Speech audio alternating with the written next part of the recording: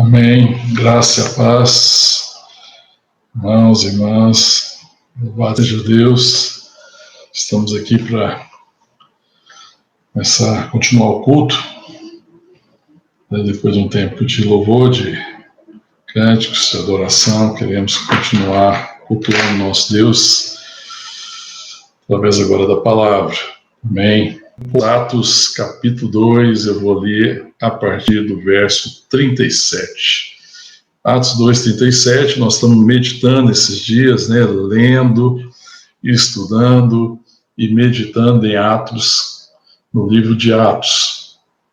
Essa semana, se correu bem, a gente estaria concluindo o livro. A ideia era concluir o livro de Atos essa semana. Amém? Mas se não conseguiu concluir, certamente já deu uma boa parte, Amém, irmãos? Parece que já tem um grupo maior agora. Atos capítulo 2, é o verso 37. Graça e paz para quem entrou agora. Louvado seja Deus, porque estamos aqui reunidos como família, A família cresceu mais um pouquinho. Tivemos notícia do Felipe, que nasceu, Da Lucimária e do William. Glória a Deus. Por esses tempos tão difíceis. O nascimento do Felipe é uma mensagem de esperança, do gracioso Deus. Amém. Glória a Deus.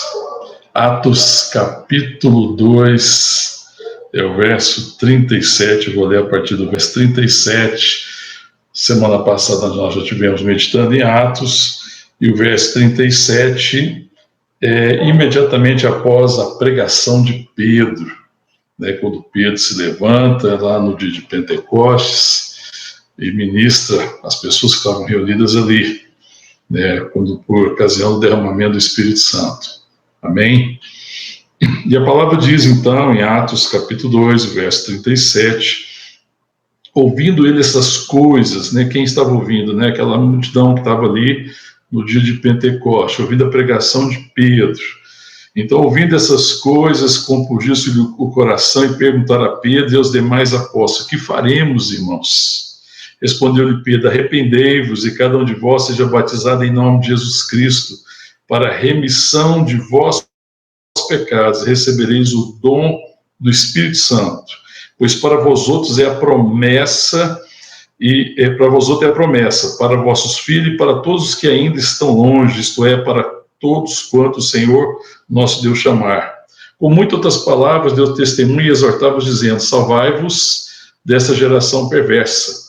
Então os que lhe aceitaram a palavra foram batizados, havendo um acréscimo naquele dia de quase 3.000 pessoas, e perseveravam na doutrina dos apóstolos e na comunhão, no partir do pão e nas orações. Em cada alma havia temor, e muitos prodígios e sinais eram feitos por intermédio dos apóstolos. Todos que creram estavam juntos e tinham tudo em comum.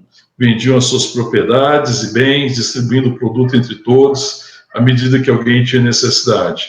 Diariamente perseveravam unânimes no templo, partiam o pão de casa em casa e tomava as suas refeições com alegria e singeleza de coração, louvando a Deus e contando com a simpatia de todo o povo.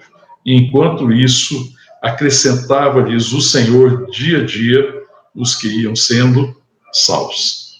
Amém? Vamos orar.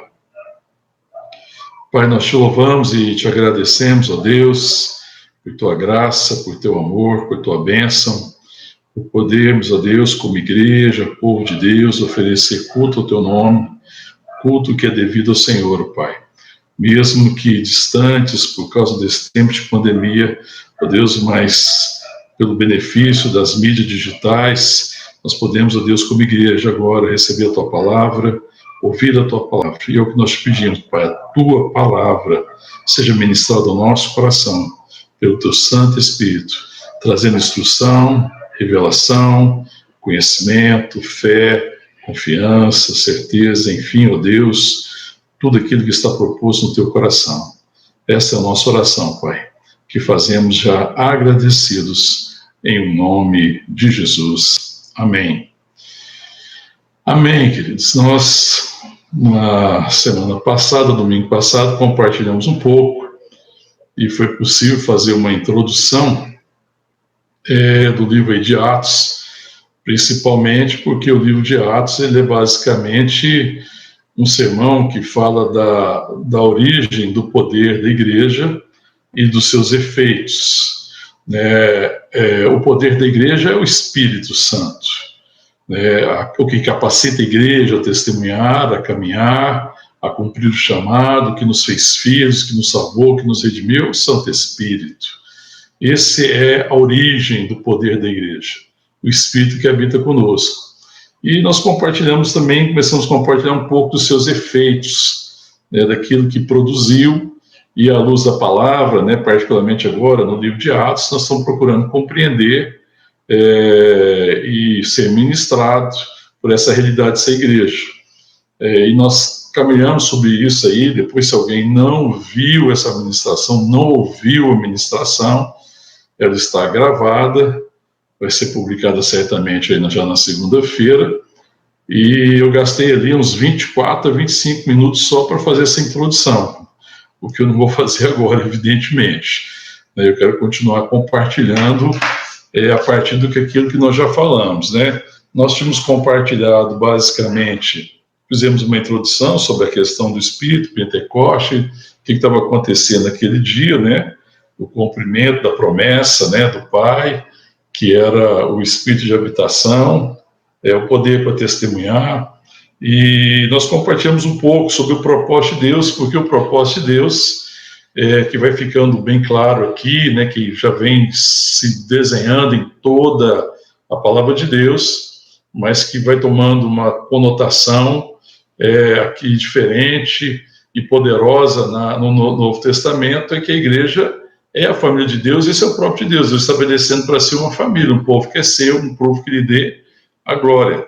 E a igreja se torna a habitação do Espírito Santo, o corpo de Cristo. Nós compartilhamos sobre isso, e que Deus, na verdade, ele quer revelar não o que ele pode, mas, acima de tudo, quem ele é. Então, é muito importante para a igreja a compreensão, a revelação de quem nós somos, igreja, a compreensão da nossa identidade, da nossa natureza divina, a nossa identidade como corpo de Cristo, como filhos de Deus, e essa consciência da relação, porque algo fundamental aqui do que Deus está ministrando, e através aqui de Atos dos Apóstolos, é a comunhão que a igreja tinha. Existe um profundo ensino, uma profunda ministração a respeito da comunhão. E a igreja perdeu muito essa perspectiva. A gente quer continuar caminhando sobre essa questão, sobre a importância da comunhão. Falamos que eles tinham tudo em comum. Essa comunhão fala de vida comum. A primeira coisa em comum, claro, é a obra de Cristo. A segunda coisa comum, claro, que além do derramamento do sangue do Filho de Deus, a habitação do Espírito Santo. Somos em comum, somos irmãos. Temos em comum a questão de que nós somos o corpo de Cristo, e por isso nós temos que ter propósito comum e caminhar nessa comunhão, para que Deus vá edificando aquilo que Ele quer edificar. Compartilhamos então sobre essa questão de ter tudo em comum, a questão de repartir, a questão de buscar o reino em primeiro lugar, de não andar ansioso por coisa alguma. Falamos um pouco sobre o sentido do dízimo no Antigo Testamento, que era uma preparação, na verdade, daquilo que Deus estava fazendo, e que o dízimo sempre teve um propósito relacional. E hoje existe uma certa perversão, e hoje existe uma dimensão, uma revelação muito maior. Nós nos tornamos, então, aqueles que estão gerindo, administrando aquilo que Deus tem confiado nas nossas mãos, porque tudo é dele e tudo é para ele. Compartilhamos já sobre isso, e queremos continuar, então, falando a respeito do que está aqui nesse texto. Voltando aqui para o texto, eu queria ainda compartilhando alguns pontos. Vamos continuar tentando aqui fazer a exposição de alguns pontos. No verso 40, queria que você voltasse aí comigo, quando eles perguntaram o que eles deveriam fazer, Pedro, depois de fazer o anúncio do Evangelho, anunciar Cristo, ele conta a história de Cristo. É uma coisa muito interessante, eu não vou falar aqui agora e detalhar isso, mas ele vai contar a história de Cristo em 6 partes. Amanhã eu vou estar passando mais orientações a respeito do estudo de Atos, e aí eu posso passar isso aqui resumidamente. Mas ele conta a história de Jesus, e tem 6 momentos que ele vai contar aqui a história de Jesus aqui no capítulo 2, que ele conta sua vida e ministério. Ele vai falar da vida e ministério, quando ele está fazendo a sua pregação, ele fala da sua morte. Obviamente, ele fala da sua essa ressurreição, ele fala da sua exaltação, né, que ele foi exaltado, da sua salvação, né, da salvação que ele está trazendo consigo, né, e da sua comunidade, da igreja que está sendo construída através do seu sangue, né, a igreja que está sendo fundamentada no seu amor, e que tem essa aliança, né, firmada no sangue do Filho de Deus, que é o sangue da nova aliança. Ele ministra sobre isso, e depois ele vai falar sobre os acontecimentos do Evangelho, né, ele vai falar sobre o Evangelho, acima de tudo, e ele fala dos acontecimentos do Evangelho.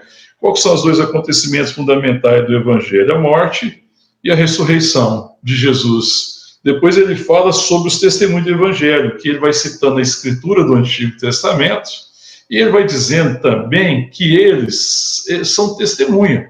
Então, o acontecimento fundamental é morte e ressurreição. Ele prega aqui nesse texto aqui de capítulo 2. Depois ele fala também dos testemunhos do Evangelho, que o Antigo Testamento já testemunhava de Cristo, já profetizava a respeito da vida do Messias, do ungido, do Salvador. E depois ele vai compartilhar também em relação ao testemunho, que eles também são testemunhas, né, de Cristo. Né? O testemunho dos apóstolos é muito importante para a igreja. Né? Eles são os testemunhos de primeira mão. Nós recebemos isso pela palavra, e o Espírito Santo testifica ao nosso coração que isso é verdade. Mas os apóstolos, eles viveram, eles compartilharam, eles estiveram com Cristo e desfrutaram dessa relação. E depois ele fala das promessas do Evangelho. As promessas do Evangelho estão aqui no que nós lemos, né? Quais são as promessas do Evangelho? São 2 promessas fundamentais. Quais são as promessas aqui? Que Pedro responde lá no verso 38.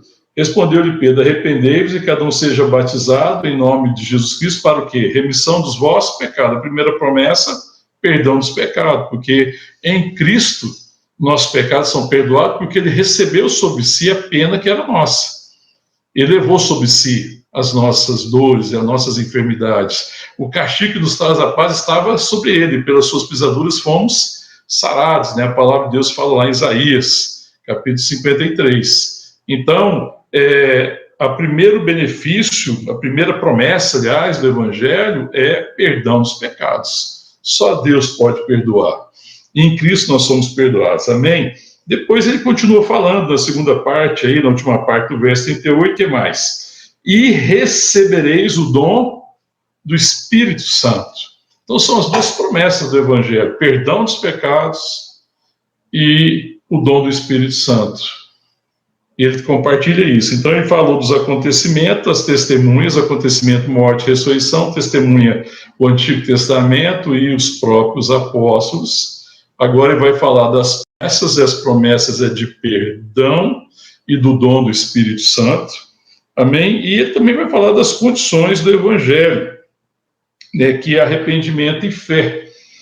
Então é necessário se arrepender. Ele respondeu Pedro: arrependei-vos, né? E depois ele continua falando: para vós outra promessa, verso 39, para os que... verso 39, para vós outros... Pois para vós outros é a promessa, para vós filhos, para todos que ainda estão longe, isto é, para quantos o Senhor nosso Deus chamar. Com muitas outras palavras, Deus testemunha, exortando, dizendo: salvai-vos dessa geração perversa. Então, os que lhe aceitaram a palavra foram batizados. Então, quais são as condições do Evangelho? Arrependimento e fé. Essas são as condições internas.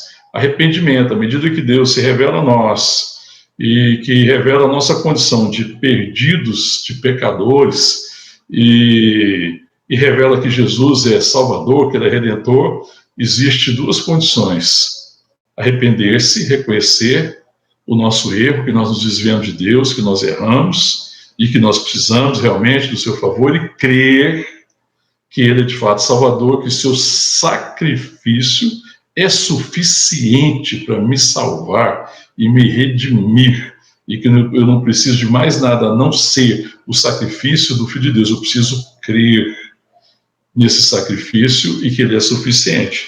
Então, as condições do Evangelho são arrependimento e fé, que é uma coisa interna, e externamente, qual que é a condição externa? Então, verso 41, então os que lhe aceitaram a palavra foram batizados. O batismo, ela é uma condição externa, porque a palavra de Deus nos orienta, o Senhor Jesus nos orienta, que nós devemos ser batizados. Aqueles que crerem devem ser batizados. Então, o batismo, como eu já compartilhei no domingo passado, ele é um sinal visível de uma obra interior, de que eu me arrependi e que eu criei no sacrifício de Jesus como meu Salvador. Amém, irmãos? Glória a Deus. Então, essas são as condições. Então, ele mantém uma fidelidade ao Evangelho que a igreja não pode perder.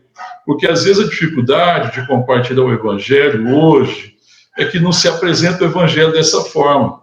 Então, isso aqui é muito importante, irmão, a gente voltar à essência do Evangelho. Eis a essência do Evangelho.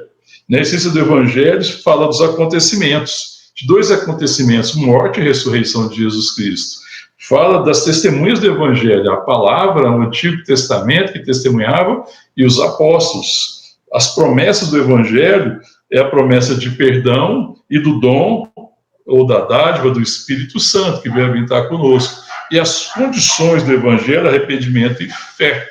E isso a condição interna, porque a condição externa é o batismo, porque ele é um sinal de que existe fé no meu coração, e ele é um sacramento, os sacramentos só são ministrados onde existe fé.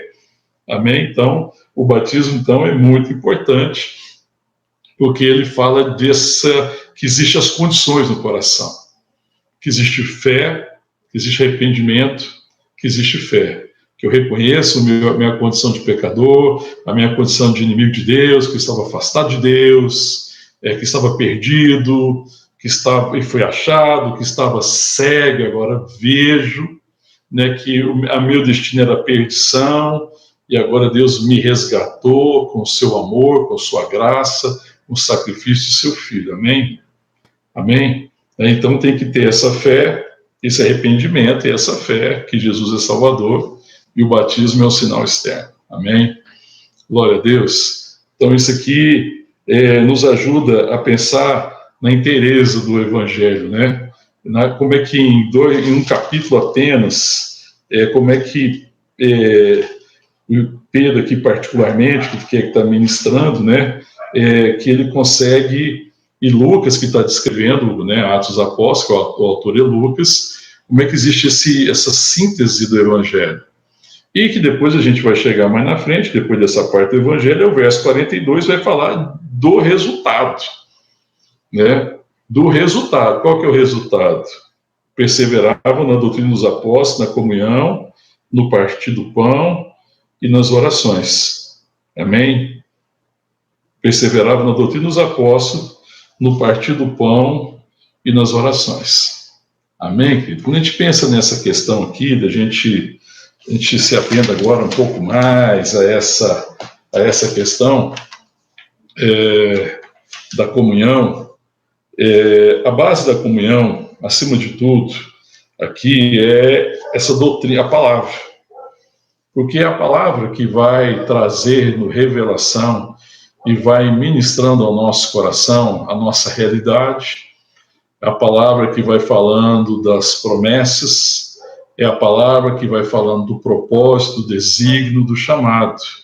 E ela vai construindo, né, essa identidade, e vai nos dando essa consciência e vai revelando a natureza que nós temos, porque assim como pela fé, pela palavra nós somos salvos, é pela fé também, pela palavra que nós somos transformados, e pela fé que nós vamos caminhando e vivendo pela ministração do Espírito Santo.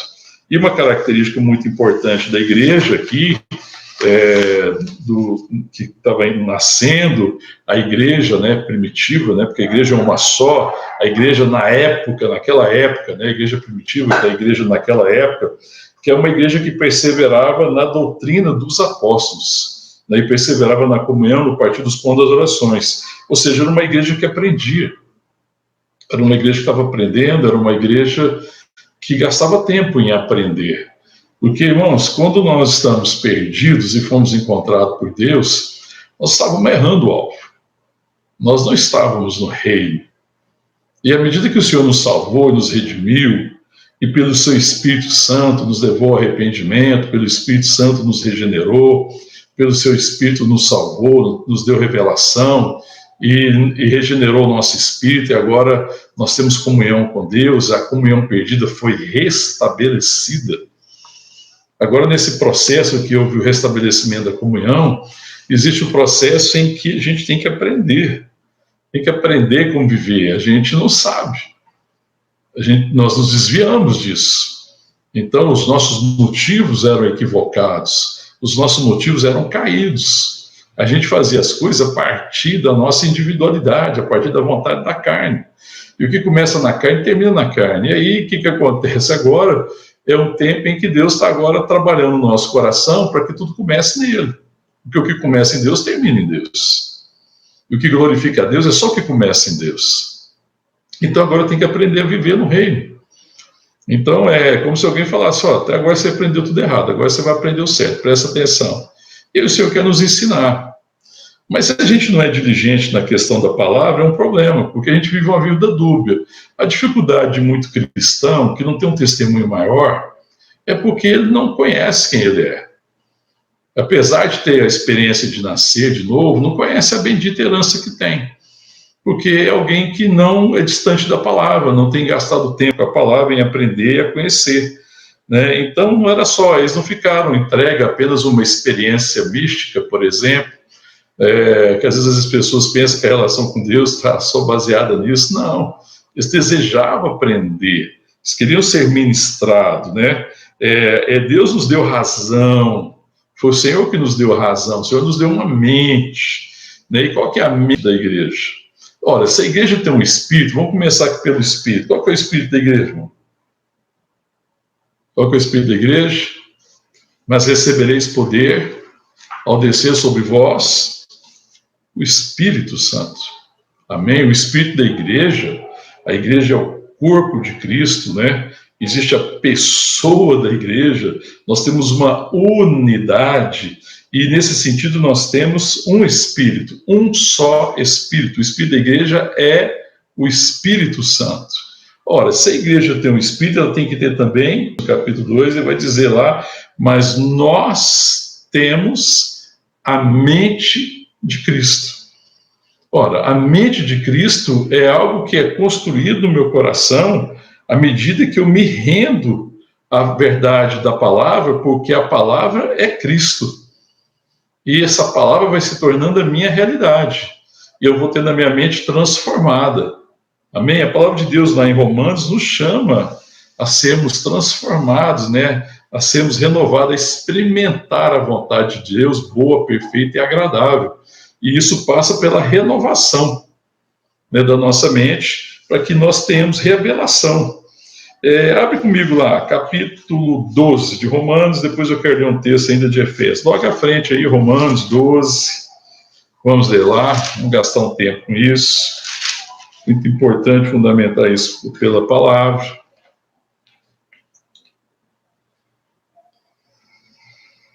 Capítulo 12 de Romanos, depois de Paulo expor, né, tudo que Deus fez, a graça, a sabedoria, os desígnios, a salvação, todo mundo estava perdido, ele salvou, ele redimiu, como é que é a questão da lei, a questão da graça e tudo mais. No verso 2 ele fala assim, rogo-vos, capítulo 12, verso 1, rogo-vos, pois, irmãos, pelas misericórdias de Deus, que apresenteis o vosso corpo por sacrifício vivo, santo e agradável a Deus, que é o vosso culto racional.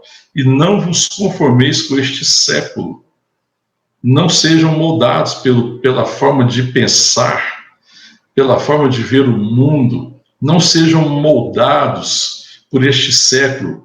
Não sejam moldados pela visão de mundo dessa geração, por uma visão secularizada, desviada de Deus. Não vos conformeis com esse século, mas transformai-vos pela renovação da vossa mente.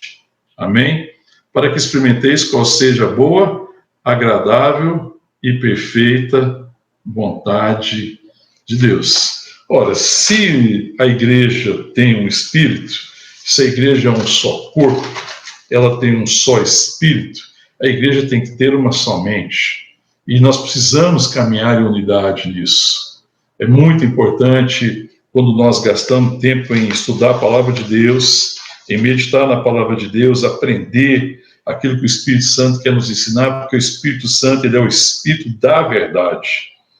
Amém, irmãos? Então, os discípulos, eles não dispensaram os mestres humanos, porque a palavra diz que eles perseveravam na doutrina. Os apóstolos ensinavam, todavia, esse ensino era fundamentado nessa verdade e o Espírito Santo ministrava o coração. Então, os mestres humanos são meros auxiliares, porque quem ministra de fato ao meu coração é o Espírito Santo, pela verdade. Amém? Então, eu devo contar com esse auxílio dos irmãos e das irmãs, mas eu devo procurar aprender crendo nisso, que o Espírito Santo é o Espírito da verdade, que ele habita em mim, que ele habita conosco, que a palavra de Deus é a verdade para que eu tenha a mente de Cristo, ou seja, tenha uma mente transformada. Talvez seja essa uma grande dificuldade da igreja, e que nos limita, e que faz com que a nossa vida cristã seja pequena, seja distante, às vezes, daquilo que Deus tem proposto. Isso rouba o testemunho, porque a palavra de Deus diz que nós vamos testemunhar Cristo, e nós testemunhamos Cristo tanto mais quanto a nossa mente é renovada, quanto mais nós temos a mente de Cristo, porque é um só Espírito, um só corpo. Qual que é o corpo da igreja? Qual que é o corpo? A igreja diz que nós somos um só corpo, não é aqui? Nós não acabamos de ler aqui, que pelas misericórdias apresentei o vosso corpo, e se nós continuarmos lendo aqui, no capítulo 12 agora de Romanos ainda, porque pela graça que me foi dada, verso 3, desculpa, perdão, Romanos capítulo 12, verso 3, porque pela graça que me foi dada, diga a cada um de vós, não pense de si mesmo, além do que convém, antes pense com moderação, segundo a medida da fé que Deus repartiu a cada um, porque assim, como no só corpo temos muitos membros, mas nem todos os membros têm a mesma função, assim também nós, conquanto muitos, somos um só corpo em Cristo, e membro uns dos outros. Amém? Então, esse texto aqui, ele fala uma só mente, um só corpo, e um só Espírito. E existe um só Espírito, existe uma só mente, um só corpo. Nós somos individualmente membros uns dos outros. Amém, irmão? Como que isso é importante e fundamental para a igreja, nessa compreensão de que nós somos membros dos outros. E que a gente precisa compreender o lugar que a gente tem como membro do corpo de Cristo, a importância de cada membro, a singularidade de cada membro, todavia um só corpo. Os membros são singulares, todos são importantes, todavia tem um só corpo, existe um só Senhor, um só pastor e bispo das nossas almas, um só Espírito, uma só fé. Amém? Existe uma verdade. Amém? Então nós precisamos aprender isso, né? Porque aí a gente percebe que a natureza da igreja é uma natureza orgânica. Isso nos ajuda a perceber isso. É importante chamar atenção para isso. A natureza da igreja ela é orgânica. A igreja não é uma organização. E isso talvez seja um dos grandes dificuldades da igreja, tem vivido ultimamente, que sempre viveu, sempre lutou com isso, né? Que ela é um organismo vivo. Nós somos organismo vivo, existe uma organização dos membros, mas nós não somos uma organização. Deus dispôs, a palavra diz que Deus dispôs os membros como lhe aprouve. Cada membro está no lugar que Deus quis, amém, irmão? Ninguém está no lugar que escolheu. Foi Deus que escolheu. Eu preciso reconhecer o lugar que eu tenho e me render a isso e servir da melhor forma possível e me entregar a essa relação bendita, né, que nós temos com os outros, como irmãos, relação que nós temos com Deus, Porque se ela é um organismo vivo, essa relação precisa ser viva. Nós não somos uma organização, porque uma organização não tem vida em si mesma. A vida de uma organização vem de fora, mas a vida da igreja não é assim, né? Quando a gente confunde a igreja com uma organização, isso traz muito dano, porque reduz a igreja a certos comportamentos, a certas leis, a certos procedimentos. Não, a igreja é um organismo vivo. Então, membros do corpo de Cristo, como membros dos outros, como igreja, sabendo que o espírito da igreja é o Espírito Santo, sabendo que a mente da igreja é a mente de Cristo, sabendo que nós somos um só corpo, então o que a gente precisa procurar saber é qual que é a vontade de Deus. Qual que é a revelação que Deus está trazendo? O que Deus deseja para nós? Nesse tempo de pandemia, por exemplo, nós estamos vivendo esse tempo singular que a gente nunca tinha passado, um tempo tão desafiador, o grande desafio nosso é continuar sabendo quem nós somos e compreender o que Deus quer fazer. Porque não somos nós, os membros, que ditamos para a igreja o que a igreja tem que ser. Apesar que muita gente gostaria de fazer assim, não é verdade? Muita gente, se deixasse, ela determinaria como tem que ser. Como pastor, muitas pessoas já tentaram me explicar ou tentaram me convencer de fazer com que a igreja caminhasse de alguma forma, ou querendo, ou exigindo um certo comportamento, ou desejando que eu, como pastor da igreja, submetesse a igreja a certas leis, a certos costumes. Veja que nós não temos, né, usos e costumes, porque nós somos habitação do Espírito Santo. E se eu quero saber como me caminhar, se eu quero saber qual que é o propósito de Deus, eu tenho que buscar nele. Eu preciso lembrar que nós somos habitação do Espírito Santo. E que se existe um só Espírito, existe uma só mente, se a mente é a mente de Cristo, o Espírito é um só, que é o Espírito Santo, não existe duas orientações diferentes. Existe realidade diferente. Existem dons diferentes. Existem posições, membros diferentes, mas existe um só propósito. O propósito como igreja está associado à revelação de Deus. A glória de Deus é revelar-se. E a igreja, como corpo, deve revelar Cristo, deve revelar o Pai, deve revelar o seu amor, deve revelar a sua bondade. Então, você veja que a relação dentro da igreja é fundamental para a caminhada da igreja, né? Quando fala nessa perspectiva do conhecimento, do que nós vamos aprender, mas dentro de uma relação, que existe uma relação e que existe uma vida própria. A igreja, como organismo vivo, ela se move pela vida de Deus. E a dificuldade nossa como igreja é quando a gente não está ouvindo Deus. A nossa dificuldade é quando nós não nos rendemos à vontade de Deus. Então, como povo de Deus, quando a gente se reúne num culto como hoje, e que nós queremos ouvir a palavra de Deus, o nosso propósito não é tentar impor uma vontade a Deus e forçar a Deus a fazer o que a gente quer.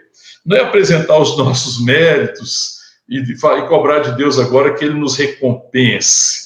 Não, o nosso desejo é conhecer a vontade de Deus e dar-lhe a glória, né, e fazer tudo para a sua glória. Então, o nosso desejo como igreja é conhecer essa vontade, e essa vontade precisa ser conhecida por todos. Amém, querido? E esse conhecimento da vontade de Deus passa necessariamente por conhecer a verdade da palavra.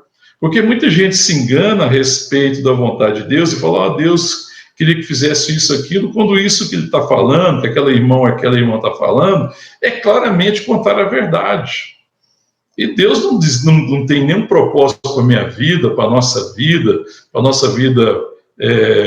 como pessoa individualmente, e para a nossa vida como igreja, povo de Deus, porque a nossa realidade maior é essa, família de Deus, povo de Deus, que esteja em desacordo com a verdade. Por isso que a igreja é muito facilmente, às vezes, enganada. Por isso que muitos irmãos e irmãs caem em laços e às vezes, passam por sofrimentos desnecessários, por não conhecer a verdade. A igreja, que era uma igreja que aprendia, que perseverava na doutrina dos apóstolos, existia uma unidade. E porque na doutrina dos apóstolos não queriam ouvir o que os apóstolos tinham a dizer, na verdade, como se os apóstolos pudessem ter uma verdade deles, mas eles queriam juntos ouvir a verdade de Deus. Amém, irmão? Quando nós nos encontramos, seja no culto, na palavra, seja num grupo menor, seja de que forma for que nós desejamos aprender, E se Deus levanta um homem ou uma mulher para conduzir aquele processo, a gente não está querendo ouvir aquela pessoa. Nós estamos ouvindo Deus, amém? A pessoa é apenas um instrumento. Eu preciso ter convicção que Deus quer falar comigo, amém? Eu preciso ir no culto. Quando a gente nos reúne no culto, oferecer e falar, Deus vai falar conosco. Essa precisa ser uma santa esperança. Assim nós nos vamos reunir. E toda vez que nós nos reunimos como igreja, e a palavra diz que quando estiverem 2 ou mais reunidos em meu nome, eu estarei ali, foi o próprio Jesus que disse, ali ele ordena a vida e a bênção para sempre. E a vida passa pela palavra. A bênção passa pela palavra. Ser ministrado pela palavra de Deus é bênção. A palavra de Deus é palavra de vida. Amém? Só o Senhor tem as palavras de vida eterna. Essa é a relação que eu preciso ter com Deus, com os irmãos e com a palavra. Amém? Então a igreja, ela tem uma vida própria. E o Senhor quer comunicar essa vida. Ele comunica essa vida muitas vezes, claro, através da palavra, não só pela palavra, pelo Santo Espírito também, por aquilo que ele pode ministrar diretamente ao nosso coração. Mas a palavra é um grande instrumento nas mãos de Deus, porque a palavra fala da mente de Cristo. Amém? E o Espírito Santo revela essa verdade ao nosso coração. Como é que tem sido a sua relação com a palavra? A palavra é uma tarefa que eu tenho que fazer, que eu tenho que cumprir, ou existe um deleite? Nós estamos nesse tempo, depois de ter lido os evangelhos, procurando compartilhar o livro de Atos, e alguns textos nós vamos continuar estudando, pelo menos com mais uma pessoa. Porque é muito importante isso. Isso faz toda a diferença, amém, irmãos? Faz toda a diferença quando nós nos reunimos como família. E ali o Senhor ordena a bênção e o Deus ministra ao nosso coração e nós vamos respondendo nos submetendo na nossa natureza e a vontade de Deus, respondendo à vontade de Deus. É Deus que ministra ao nosso coração, Ele deseja ministrar ao nosso coração. Amém, irmãos? E a gente tem que fazer uma diferença muito grande, porque uma organização, como ela não tem vida própria, ela não tem capacidade de se reproduzir. Uma organização, imagina uma empresa, imagina uma ONG, uma organização social, por exemplo. A vida dela depende da sua força, da que se impõe exteriormente, das pessoas ali, porque ela não consegue se reproduzir. O organismo não. Você pensa no organismo, eu preciso acreditar nisso, que existe uma vida que flui naturalmente do corpo de Cristo, da vida dos filhos de Deus, porque é como uma árvore que produz o fruto e que se reproduz, que a sua semente vai produzir. Então, uma laranjeira, ela produz o fruto, a laranja. A laranja traz em si a semente. A semente, uma vez lançada na terra, tendo as condições adequadas, ela vai produzir o quê? Outra laranjeira. Então, ela reproduz conforme a sua natureza. Nós estamos falando de um organismo. Assim é a igreja. A igreja tem vida. E a vida vem de Deus. Então, existe um poder na igreja de se reproduzir. Amém, irmão? Precisamos crer nisso. A vida da igreja, o crescimento da igreja, a manifestação, a expansão da igreja, não é resultado do nosso esforço ou de uma possibilidade nossa. Ela é natural. A gente precisa buscar, então, os caminhos que liberam essa vida. Nós temos que, na verdade, nos render de tal forma que essa vida vai sendo liberada, está entendendo? De buscar isso. Então, como é que nós podemos, então, trabalhar dentro daquilo que já está organizado, né? O que nós podemos fazer como igreja para que aquele potencial que já existe em nós como igreja seja liberado? A palavra de Deus é uma forma de ministrar isso, para que aquele potencial de vida que já esteja em mim, que já existe em mim, pela habitação do Espírito, e eu tenho um novo Espírito, é nascido da água do Espírito, seja liberado, essa vida flua na direção que Deus deseja, para que a nossa vida seja de fato motivo de louvor e glória a Deus, para que as pessoas vejam e desfrutem dessa bênção por causa da relação bendita que eu tenho com Deus. E que eu sei que quando eu estou caminhando ali em Deus, em unidade, com a palavra e com os irmãos, essa vida naturalmente vai fluir em nós e a partir de nós. existe um potencial. Então, como é que eu estou contribuindo, né, para que isso que Deus já colocou na igreja possa realmente vir à luz, para que isso funcione? A igreja aqui, a experiência da igreja de Atos, revelada aqui, que a igreja que agora se torna o corpo de Cristo, a habitação do Espírito Santo, ela nos ensina muito, porque está falando aí daquilo que nós acabamos de ler, né? Voltando lá no texto lá, perseveravam na doutrina dos apóstolos, na comunhão, no partir do pão e nas orações. Você veja que eles tinham essa situação de comunhão, do partir do pão, de compartilhar das orações, da intercessão, e da intercessão como alguém que se coloca à disposição para responder a oração, né? Não é só interceder e me deixar de fora, não. É interceder como alguém que se inclui, porque às vezes a gente intercede e não se inclui, né? É assim, como Deus está perguntando assim, quem enviarei? Aí a resposta nossa, envia-nos a nós, Senhor.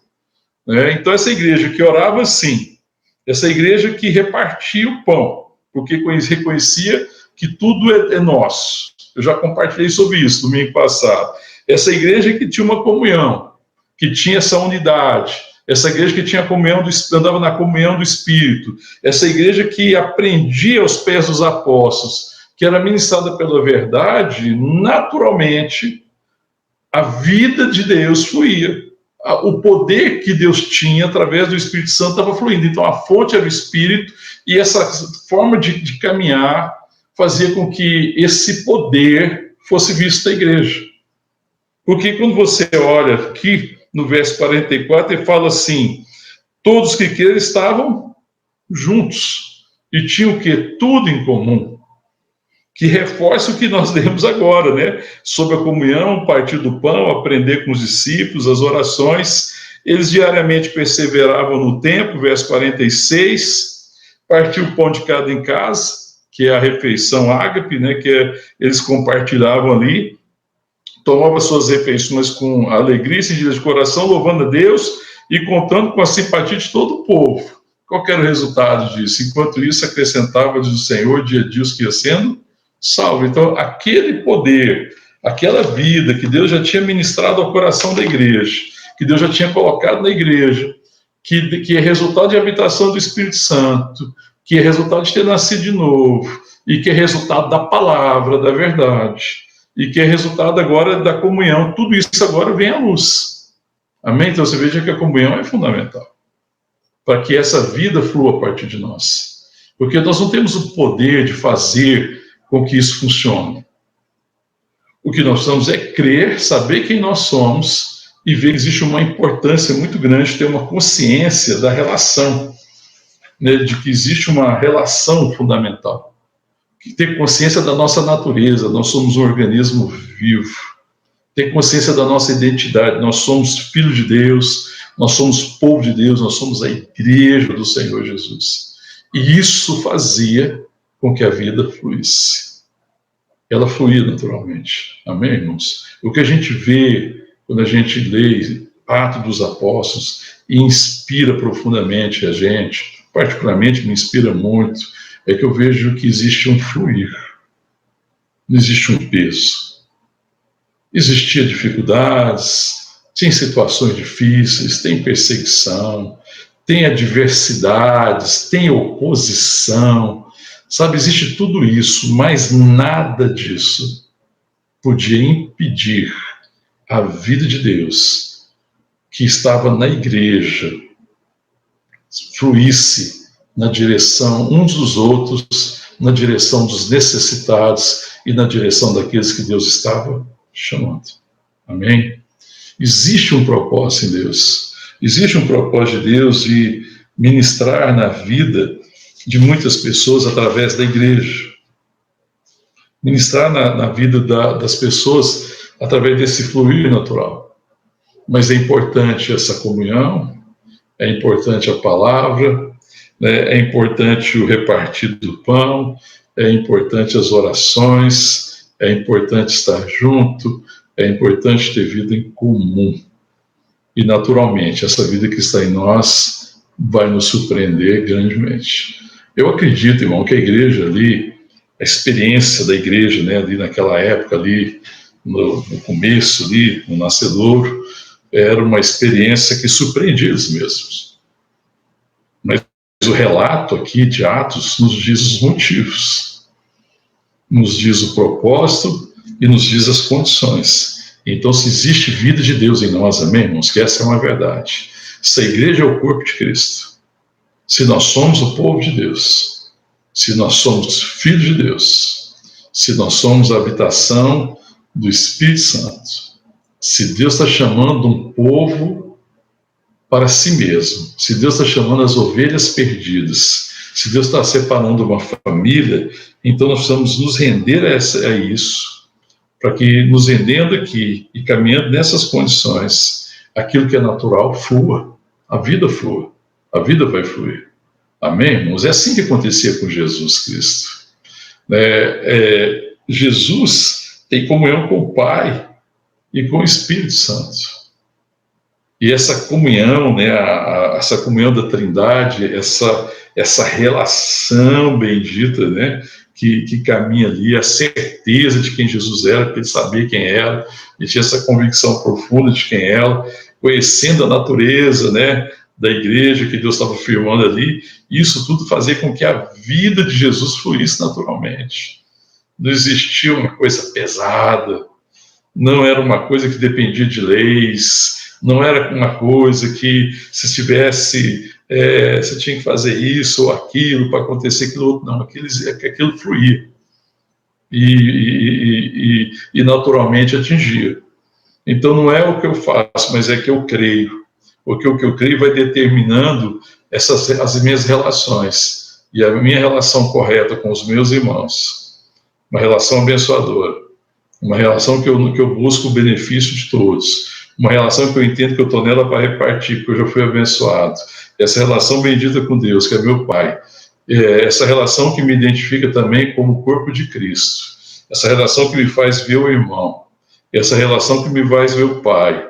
Essa relação que me faz ver o Cristo, ver o Filho de Deus. Essa relação que me faz caminhar guiado pelo Espírito Santo, que a palavra de Deus diz que os filhos de Deus são guiados pelo Espírito Santo. Isso faz com que a vida e o propósito flua naturalmente através de nós, na direção daqueles que Deus quer alcançar. Amém? Há um poder na igreja de Atos Apóstolos. A fonte é o Espírito Santo. E existe também uma consequência. Mas a consequência de tudo que acontecia era resultado da palavra, era resultado da comunhão, era o resultado do repartir, era o resultado das refeições junto, era resultado das intercessões, das orações, era o resultado de estar junto e de ter tudo em comum. À medida que eles se rendiam a isso e se organizavam de tal forma que a vida fluísse, tudo isso estava acontecendo, é o que a gente vai ver daqui para frente, tem base nisso. Porque para compreender o que está lá na frente, é preciso compreender as condições, é preciso compreender a natureza da igreja, é preciso compreender a nossa natureza, é preciso ter consciência disso, é preciso viver assim, e a gente pode desfrutar. Amém? O que Deus tinha para a igreja em Atos dos Apóstolos naquele tempo é o mesmo que Deus tem para nós. O poder é o mesmo, é o poder do Espírito Santo. Amém, irmãos? É o mesmo poder. Nós também, como a igreja em Atos, não podemos decidir o que a igreja faz. Não podemos determinar como ela deve ser. Não podemos determinar como ela deve se comportar. Mas nós podemos nos render à vontade de Deus. Nós podemos nos entregar àquilo que Ele quer fazer. Nós podemos contribuir quando nós nos rendemos a tudo isso, como igreja.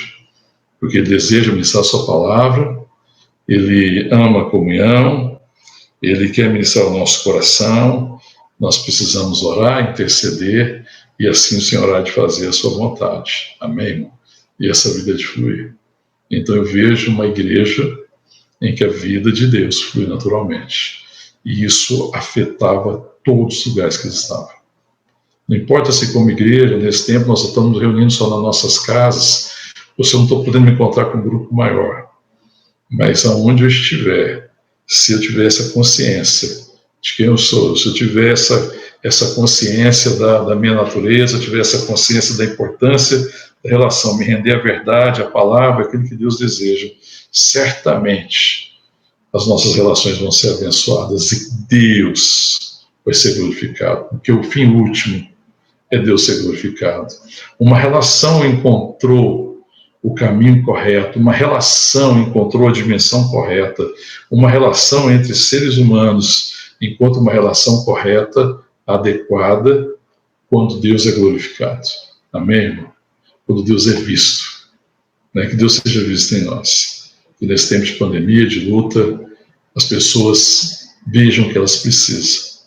Mais do que a cura, que nós temos orado pela cura e cremos que está se aproximando a cura dessa pandemia, né?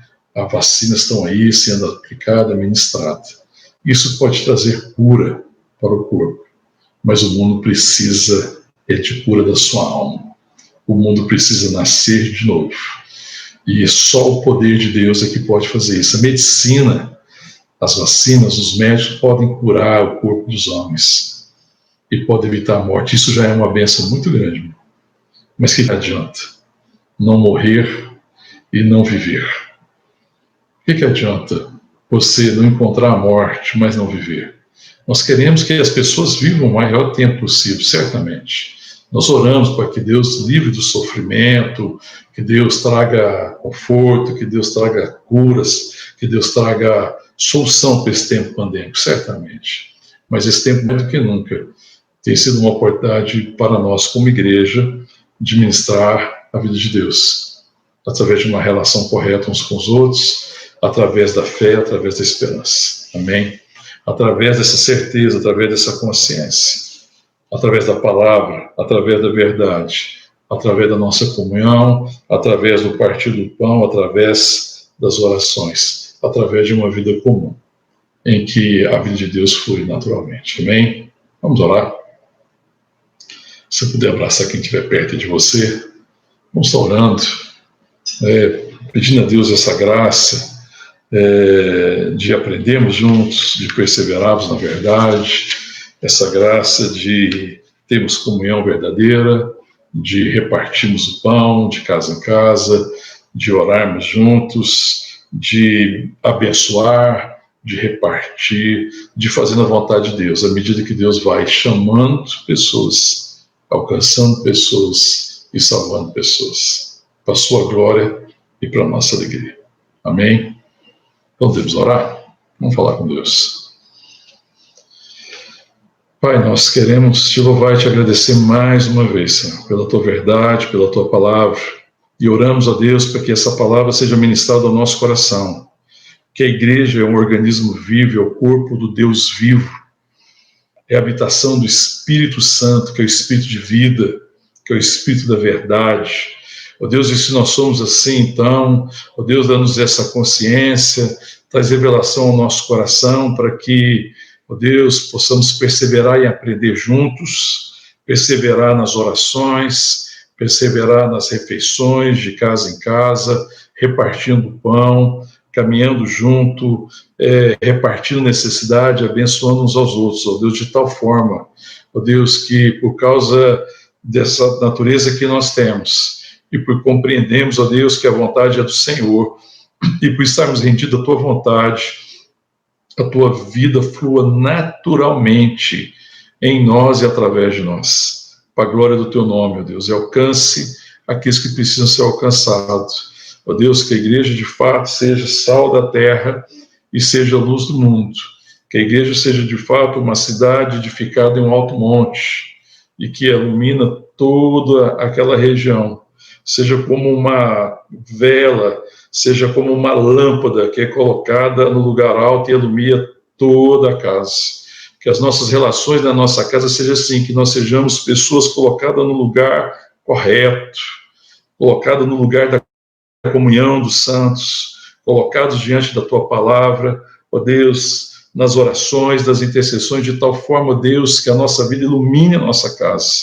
Ó Deus, porque nós somos luz no Senhor, e o Senhor é luz, e o Senhor veio dissipar esse tempo de trevas, ó Deus, porque a maior escuridão não é a escuridão dessas incertezas, desses tempos de pandemia e dificuldade.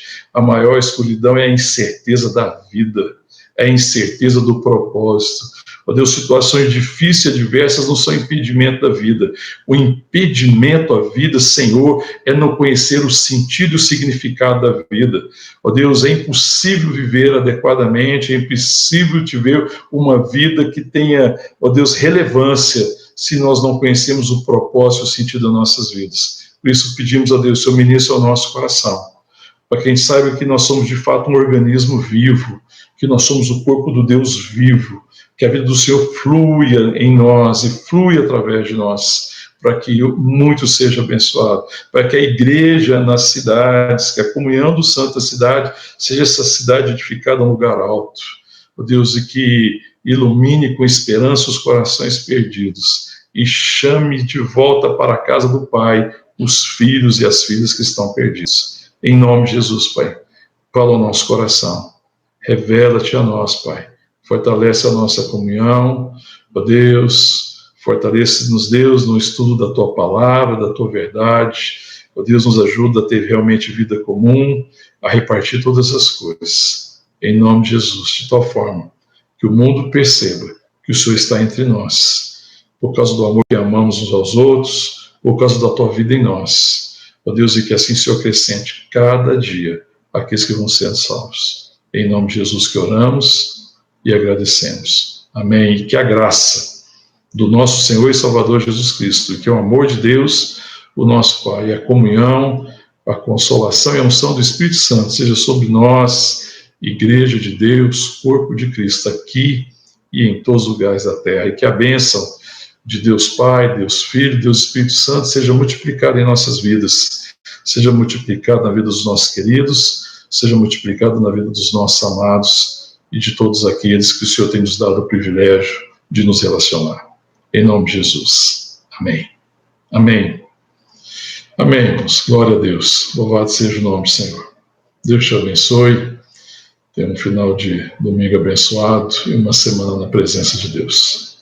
Amém. Deus abençoe. Até mais.